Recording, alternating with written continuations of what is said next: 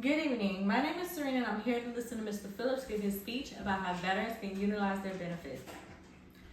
Mr. Phillips, you have the floor.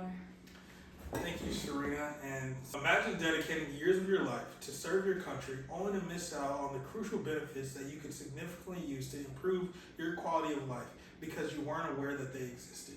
This is the reality for nearly 50% of veterans who are eligible and who do not use the benefits provided to them by the Department of Veteran Affairs, according to the VA's own reports. Today, I will discuss the necessary tools for implicating and publicizing veteran benefits and the various benefits that are available to them, the strategies on how to increase them, and better utilization. As a veteran myself, I'm a part of the Transition Assistance Program, which is giving me a navigation experience, a navigator's experience on how to be a better sponsor and advocate for these benefits, how to correctly use them, and how to give other soldiers and sailors alike the tools in order to use it themselves with ease. Let's drive into specific areas where these benefits are for healthcare, housing, education, as well as financial compensation.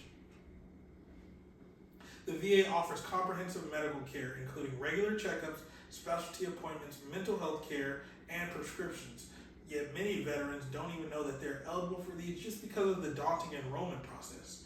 According to the Department of Veteran Affairs, over 9 million veterans are enrolled in the Veteran Health Care Program, and many more are eligible. For policy that I would propose, we would need an enhancement of outreach programs. This could be implemented by informing veterans about the health care services that are available to them. They can be also achieved by going through the partnerships of other veterans organizations, community centers, and social media platforms. Strengthening the enrollment process through just simply simplifying the enrollment process and giving leverage to technology, as we can create a more user-friendly online application system and provide assistance through the veteran service officers themselves in order to guide veterans through this process. The Post 9/11 GI Bill is a cornerstone for veteran education benefits, offering financial support, education, and housing benefits while they are in school. Despite this, many veterans are unaware of how they can fully utilize this benefit.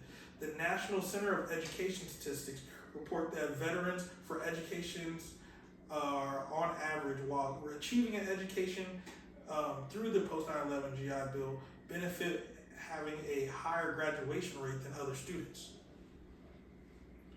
Educational workshops can be conducted by regularly scheduling programs and web seminars on military bases, colleges, and online platforms to educate veterans about the GI Bill and other educational opportunities.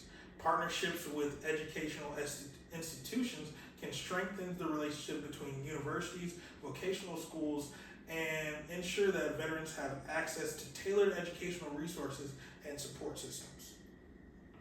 Despite compensation for disability being harder to achieve, because the same 9 million who are available for healthcare benefits are available for disability compensation anywhere from hundreds of dollars to thousands of dollars, it is also kind of confusing and sometimes overwhelming to get into this complex process, as well as the process for VA home loans, which are critical in providing financial stability for veterans. According to the VA home loan program has guaranteed over 24 million homes to veterans since its inception. For comprehensive application support, we must establish a dedicated support center or centers where veterans can receive one-on-one assistance in preparing and submitting their applications. Awareness of these campaigns can be given by launching education forums where we can educate veterans on the availability and benefits of VA home loans and the disability compensation and what they can receive themselves.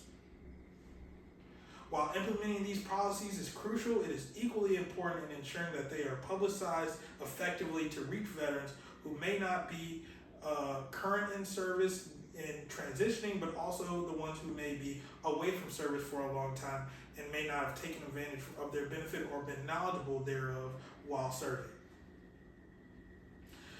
Social media campaigns can be run through famous platforms like Facebook, Instagram, and LinkedIn to run targeted ads and share success stories of other veterans who have benefited from these programs. Public service announcements can be given through partnerships with local and national media outlets to broadcast public announcements that highlight the importance of utilizing veterans benefits and providing information on how to access them. We can implement community engagement through organizing community events with town halls and different meetings thereof where veterans can learn about the available benefits and receiving assistance through with their application process. Collaborating with veteran organizations and local governments can often amplify these efforts extremely.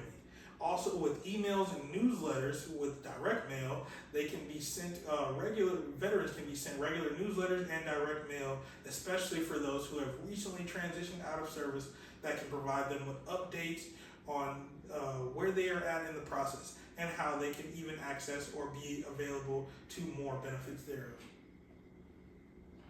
Implementing these policies requires a collaborative effort between the VA, the VA's different veteran organizations that they partner with, educational institutions, and the private funding of other private companies and corporate companies, as well as nonprofits.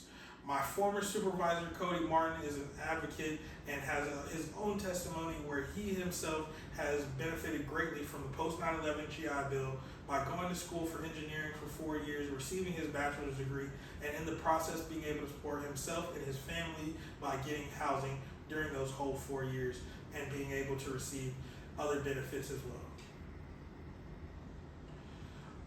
As the decision can be sometimes a very decisive one, it is our responsibility and other civilian responsibilities to ensure that no veteran is ever left behind, but is only behind the program.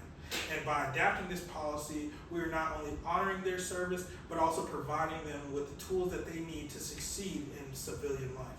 We have discussed important healthcare, housing, education, and compensation benefits during this whole topic, and we also have explored how to strengthen and publicize all of these benefits as well. I urge you that the support for this is paramount. It is an initiative that can help us bring countless veterans to close the gap of eligible veterans and the benefits that they deserve and the ones who haven't been able to use them. And to expand the awareness of this, it's not only just a policy, it is a moral importance. You got to think of the man who has sacrificed everything for his family, for his country, in order to serve. And so let's take that step forward to ensure that every veteran receives the support that they need and deserve. Thank you. Any questions? Yes, you actually were fine. So, one of the questions I had was, how do you plan to further reach out to the other 50% of veterans that do not utilize their benefits? My plan to reach out would be to be an advocate that through social media. I learned this through the Transition Assistance Program, and that is to post about it, ask questions, and be loud about your transition in order to maybe even grab the attention of other veterans and service members who are in transition and might not have the information. Okay, very good. Another question would be, if you were to meet a random veteran while you were out, just running errands or anything, how would you summarize everything you just told me so that they know the benefits they have? I would tell them, not every single point, but the importance of contacting the VA itself. Their local Veterans Affairs office can give them the year that they serve or the years that they serve, the branch that they serve, and then they can look them up and give them all the tools that they need to get what they are eligible for, as well as what they may be eligible for carrying forward. Not everyone is eligible for disability compensation, but we are all, as veterans, eligible for Montgomery post 9/11 GI Bills, as well as the VA housing loan. Okay. And then my last question would be, what advice would you give the other 50% of veterans that may watch this video or come across this video?